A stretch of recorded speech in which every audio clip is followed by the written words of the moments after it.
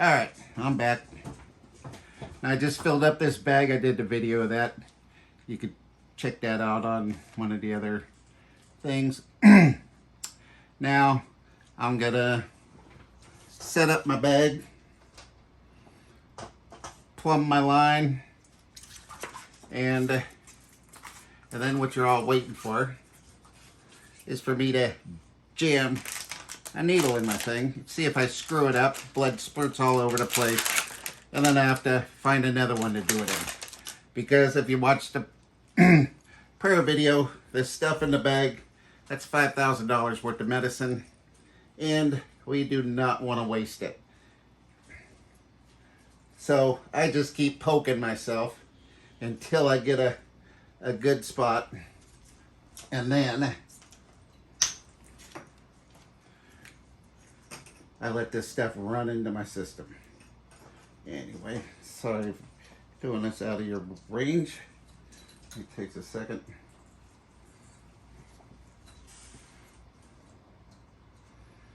I know, because this is the boring stuff. Now I just wait here, and you can see the medicine coming up the line. And there it goes. Come on, baby. Come on, just a little further. There we are. And bango. Put that aside for later. Now I do a little prep. All my garbage will go there. So I prep everything up so I'm all set to go. All these vials are in the bag right now. So what I do is set everything up. Watch, here we go. I'm going to need this when I'm all done. So I open up this gauze and have this ready to go.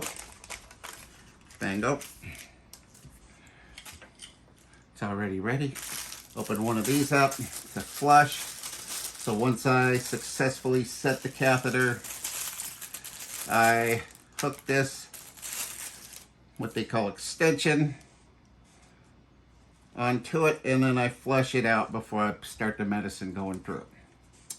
So I get this all set up, so because this is the trickiest part, is getting this on the catheter after I've gotten it, and when I pull the needle out, and I have to screw that thing on the catheter real quick.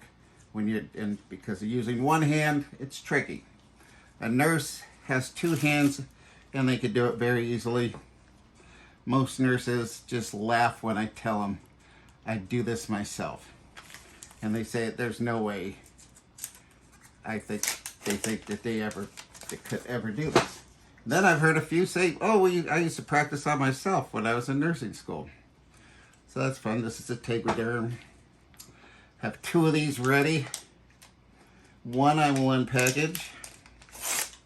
The other one I leave here. So if and when I screw it all up, I don't have to go digging in to find another one of these. I have a very beautifully organized situation for all this stuff, which maybe I'll show you some other time. I mean, it's all boring. I mean, all you want to see is the blood. It's coming. But I'm going to tell you this straight up. I am not going to screw up for the entertainment value. This is one of those things where, you know, it's patience. You might have to watch 10 of these to see a screw up. Or the first 10 might have a screw up in it. Who knows? It can get messy. Usually not too messy, but my main point is to educate people about alpha-1 antitrypsin deficiency, which is a rare genetic disease which causes emphysema or liver disease. It's seldom tested for, so most people, once they are diagnosed with it, they're pretty far along in their lung and liver disease. And then they get to start this type of treatment, which slows down the progression of it. So, say I was tested in my 20s and found out I had this disease, and I started this treatment, I'd probably have 70% lung function or more. But right now I have 40%, which ain't so great. I mean, it could be worse.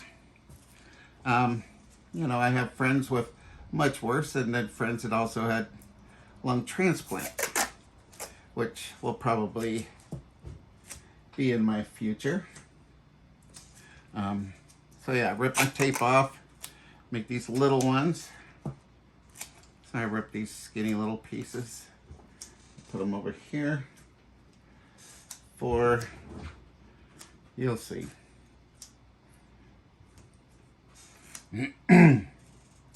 So, bringing awareness about alpha-1 antitrypsin deficiency and the need for testing for it.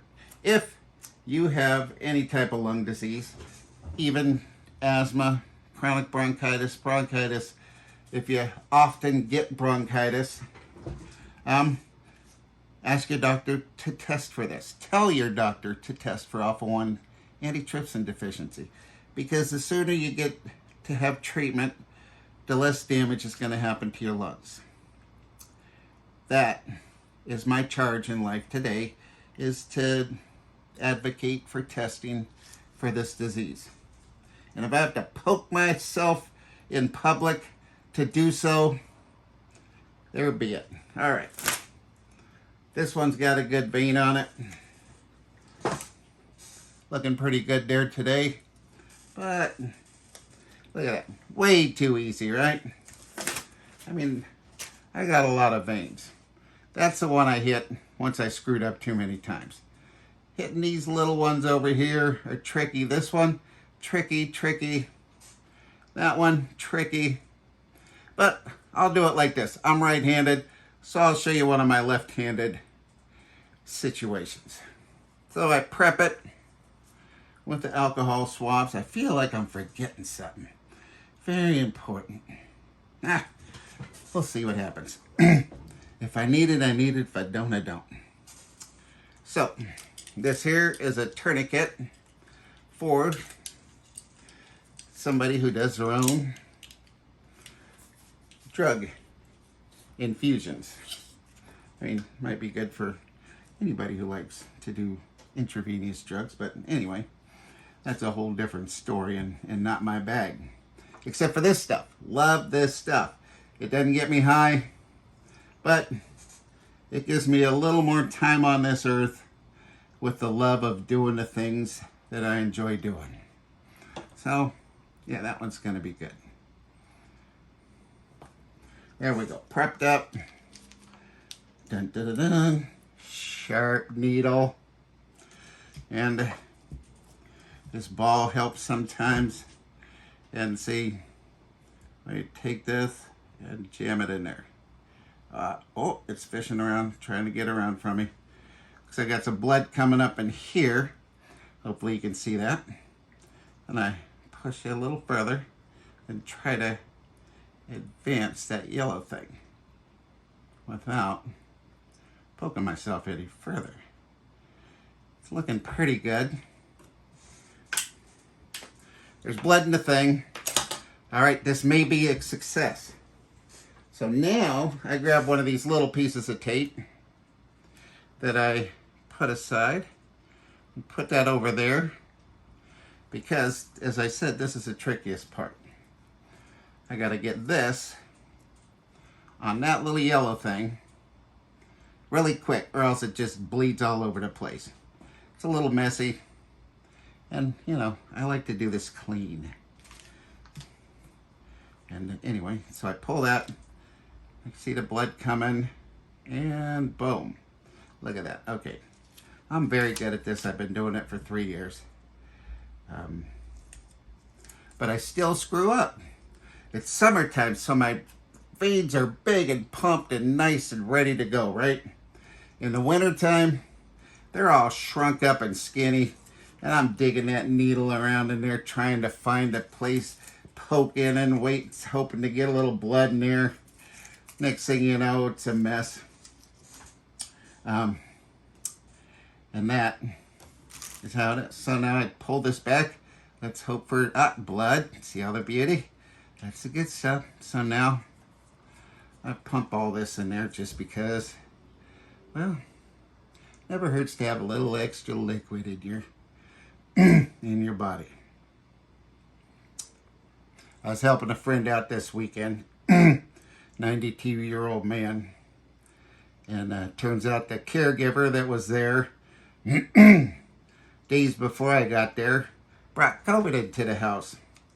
And so unfortunately I had to have my friend taken to the ER today with the COVID, and now come to find out pneumonia. Anyway, so all set. So that's good. Got my line over here ready to go. All plumbed up. I'll tell you a little something though. One time when I was just doing maybe the third or fourth time, see how you could see the liquid in there. Maybe you can, maybe you can't. You can see some bubbles, which means there's liquid. While I was doing this, I was getting cocky, feeling pretty good about myself, and got it all hooked up, and just like I'm doing right now. And then I put the bag up and released the, this thing to let the liquid go. And as I looked up and to see if it was dripping, oh yeah, I gotta let this sucker loose. So I looked up here to see if it was dripping. I noticed I hadn't plumbed the tubing, which means all the air in the tubing went right into my vein. And it was halfway in there already by the time I realized what was happening. And I'm all, oh shit. Because I had heard, we've all heard this stuff, that the bubbles can kill you.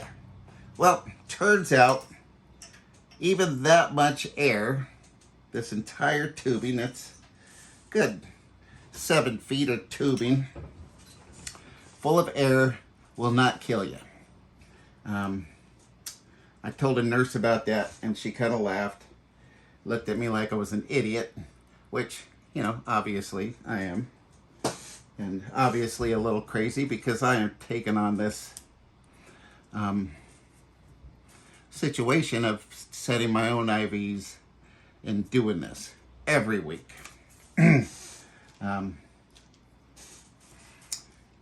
Most people think I'm crazy for doing it. I kind of enjoy the challenge and being able to say, I can do this myself. Anyway, this is a successful time. Next time might be a mess. So until next week, thanks for looking, and thanks for listening. And I hope that we all can advocate for the future alphas of this world and the existing alphas. So thanks. God bless you all, and have a great day.